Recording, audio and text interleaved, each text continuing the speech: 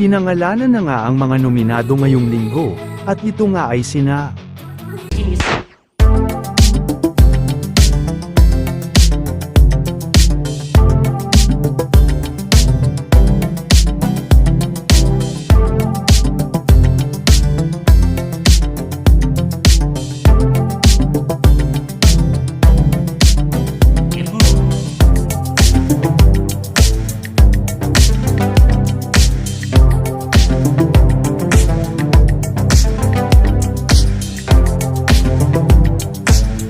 Sa ngayon ay wala pa tayong nakukuhang update na boto galing sa Maya app, ngunit narito ang ilan sa mga poll survey na ginagawa ng ilan sa ating mga taga-subaybay ng PBB Gen 11.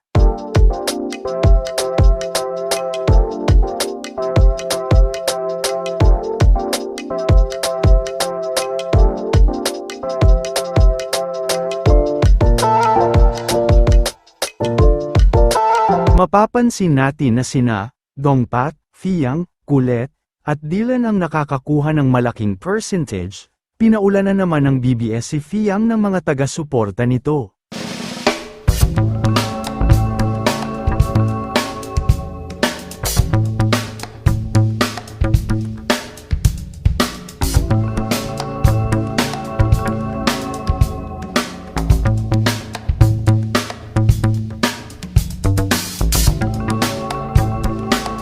Sino kaya ang tuluyan ng mag-end ang journey sa nalalapit na 4th eviction? Patuloy lang na tumutok para lagi kang updated sa mga kaganapan.